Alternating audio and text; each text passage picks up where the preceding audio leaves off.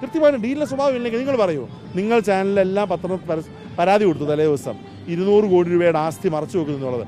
എന്തുകൊണ്ട് LDF ആ വിഷയം സ്ക്രൂട്ടനിയിൽ സൂക്ഷ്മ പരിശോധനയിൽ ഞാൻ സ്ഥാനാർത്ഥിയായി ഞാൻ എൻ്റെ പര്യടന പ്രോഗ്രാം മാറ്റിവെച്ച് അവിടെ പോയി പരാതി കൊടുക്കാൻ പോയി ഈ നാടിന് വേണ്ടി. ഒരു പീറക്കടലാസിൽ പരാതി പോലും കൊടുക്കാൻ എന്തുകൊണ്ട് LDFന് കഴിഞ്ഞില്ല? അപ്പോൾ ക്ലിയർ അല്ലേ? അവർക്ക് പേടിയാണ്.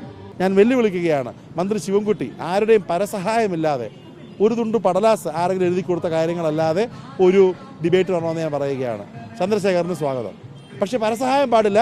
കയ്യിൽ എഴുതി കൊടുത്ത 18 ഫോണ്ടിലുള്ള ക്യാപ്സ്യൂളും പാടില്ല.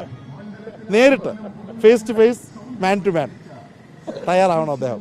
ഈ പുത്തമ്പള്ളി ജംഗ്ഷനിൽ നമുക്ക് നിർത്താം. പക്ഷെ ആരും കൂടെ വരല്ലേ. അദ്ദേഹത്തിൻ്റെ അഡീഷണൽ പ്രൈവറ്റ് സെക്രട്ടറിയും കൂടുതൽ ആൾക്കാരും വരല്ലേ. ഞാൻ ഒറ്റയ്ക്ക് വരാം. ഒരു ആനന്ദമനാണി പറയത്തില്ലേ, നമുക്ക് ചന്തയെ വെച്ച് കാണാം.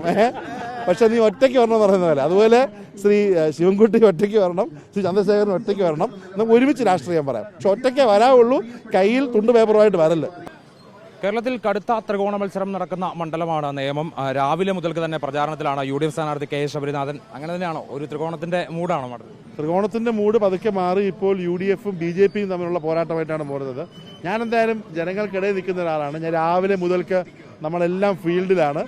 നമുക്ക് പണത്തിൻ്റെ കൊഴുപ്പിൻ്റെ കുറവുണ്ട്, പക്ഷേ ജനങ്ങളുടെ മനസ്സിൽ നമ്മളുണ്ട്. രാവിലെ ഫീൽഡിൽ നമ്മളെല്ലാവരും ഈ വെയിലിനെ വകവെക്കാതെ വനിതകളടക്കമുള്ള ആളുകൾ, കൗൺസിലർ അടക്കം നമ്മൾ ഇറങ്ങിയിരിക്കുകയാണ്. അതായത് LDF ചിത്രത്തിൽ നിന്ന് പോയി, അതായത് സിറ്റിംഗ് സീറ്റ് നിൽക്കുന്ന LDF ചിത്രത്തിൽ നിന്ന് പോയി എന്നാണോ? അല്ല, LDFന് വന്നില്ല. കഴിഞ്ഞ തവണ ധാരാളം മതനിരപേക്ഷ വോട്ടുകൾ LDFന് കിട്ടിയായിരുന്നു. പക്ഷെ അവർ കൊടുത്ത വോട്ട് കൊണ്ട് ആ വിജയിച്ചു വന്ന മന്ത്രി കേന്ദ്ര സർക്കാരിൻ്റെ ജനവിരുദ്ധ തൊഴിൽ നയങ്ങൾ അദ്ദേഹം നടപ്പിലാക്കി. PM ശ്രീ പദ്ധതി അടക്കം മുന്നണിയിൽ പോലും ചർച്ച ചെയ്യാതെ അത് ഇടയിൽ കയറ്റിയത് മന്ത്രി അദ്ദേഹമാണ്. അപ്പോൾ അതൊക്കെ ജനങ്ങൾ മനസ്സിലാക്കുന്നുണ്ട്. അതോടൊപ്പം ഇവിടെ BJP സ്ഥാനാർത്ഥിക്കെതിരെ വളരെ ശക്തമായിട്ടുള്ള ആരോപണം, 300 പേജുള്ള ഡോക്യുമെൻ്റ് വെച്ചിട്ട് UDF പരാതി കൊടുത്തിട്ട് ഒരു പീറക്കടലാസിൽ പോലും ഒരു പരാതി കൊടുക്കാൻ അദ്ദേഹത്തിൻ്റെ പാർട്ടിക്ക് കഴിഞ്ഞില്ല. അപ്പോൾ ക്ലിയറാണ്, ഇവിടെ ഒരു സ്ഥലത്ത് ഡീലായി BJPയും LDFും നിൽക്കുന്നു, മറു സ്ഥലത്ത് ജനങ്ങളും കോൺഗ്രസും ഡീലായി നിൽക്കുന്നു. അപ്പോൾ LDFന് വോട്ട് ചെയ്യുന്നത് BJPക്ക് വോട്ട് ചെയ്യുന്നത് ഒരുപോലാണെന്ന് കഴിഞ്ഞ പ്രാവശ്യം വോട്ട് ചെയ്ത ആളുകൾക്ക് മനസ്സിലായി. അപ്പോൾ ആ വോട്ടുകളൊക്കെ UDFിലേക്ക് വരും. UDFും LDF മുന്നണിയുടെ ഭാഗമായിട്ടുള്ള BJPയും തമ്മിലാണ് മത്സരം. നിയമത്ത് അങ്ങനെ ഒരു ഡീലിൻ്റെ സ്വഭാവം ഉണ്ടോ? കൃത്യമായിട്ട് ഡീലിൻ്റെ സ്വഭാവം ഇല്ലെങ്കിൽ നിങ്ങൾ പറയൂ. നിങ്ങൾ ചാനലിലെല്ലാം പരാതി കൊടുത്തു തലേ ദിവസം 200 കോടി രൂപയുടെ ആസ്തി മറച്ചു വെക്കുന്നു എന്നുള്ളത്. എന്തുകൊണ്ട് LDF ആ വിഷയം സ്ക്രൂട്ടനിയിൽ സൂക്ഷ്മ പരിശോധനയിൽ ഞാൻ സ്ഥാനാർത്ഥിയായി ഞാൻ എൻ്റെ പര്യടന പ്രോഗ്രാം മാറ്റിവെച്ച് അവിടെ പോയി പരാതി കൊടുക്കാൻ പോയി ഈ നാടിന് വേണ്ടി. ഒരു പീറക്കടലാസിൽ പരാതി പോലും കൊടുക്കാൻ എന്തുകൊണ്ട് LDFന് കഴിഞ്ഞില്ല? അപ്പോൾ ക്ലിയർ അല്ലേ? അവർക്ക് പേടിയാണ്. ഇതുപോലെ അപ്പുറത്ത്, അതായത് 2 സ്ഥാനാർത്ഥികൾ അപ്പുറത്ത് ഒരു വാക്പോരിലേക്കൊക്കെ പോകുന്ന കാണുന്നുണ്ടാവില്ലേ? ഈ സംവാദത്തിന് ഒരാൾ ക്ഷണിക്കുന്നു, മറ്റേയാൾ മറ്റൊരു ദിവസം ക്ഷണിക്കാൻ പറയുന്നു. ശ്രദ്ധിച്ചിട്ടുണ്ടാവും? അതൊക്കെ അവരുടെ തട്ടിപ്പല്ലേ. അതൊക്കെ അവർ തമ്മിലുള്ള അഡ്ജസ്റ്റ്മെൻറ്റ് രാഷ്ട്രീയമാണ്. ഞാൻ പറയുന്നത്, ഞാനൊരു സംവാദത്തിന് തയ്യാറാണ്. ഒരു സൈഡിൽ ഞാനും ജനങ്ങളും, മറു സൈഡിൽ ഒരുമിച്ച് ഒരു മുന്നണിയായിട്ട് ഒരു ഡബിൾ സ്റ്റീമായിട്ട് LDFും BJPയും. ഇവർക്ക് എന്താണ് പറയാനുള്ളത്?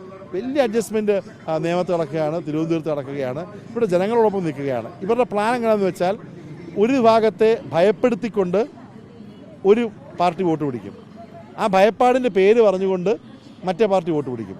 ഇവിടെ ആളുകളിൽ ഭയപ്പാടുണ്ടാക്കി LDFും BJPയും വോട്ട് പിടിക്കുമ്പോൾ കൃത്യമായിട്ട് UDF സ്നേഹത്തിൻ്റെ വോട്ട് പറഞ്ഞുകൊണ്ട് നമ്മൾ ഒരുമിച്ച് നിൽക്കണമെന്ന് പറഞ്ഞുകൊണ്ടുള്ള കാര്യം പറഞ്ഞുകൊണ്ടാണ് വോട്ട് പിടിക്കുന്നത്.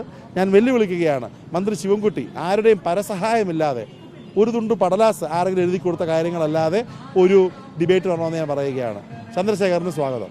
പക്ഷേ പരസഹായം പാടില്ല. കയ്യിൽ എഴുതി കൊടുത്ത 18 ഫോണ്ടിലുള്ള ക്യാപ്സ്യൂളും പാടില്ല. നേരിട്ട് face to face man to man തയ്യാറാവണം അദ്ദേഹം. ഈ പുത്തമ്പള്ളി ജംഗ്ഷനിൽ നമുക്ക് നിർത്താം. പക്ഷെ ആരും കൂടെ വരല്ലേ.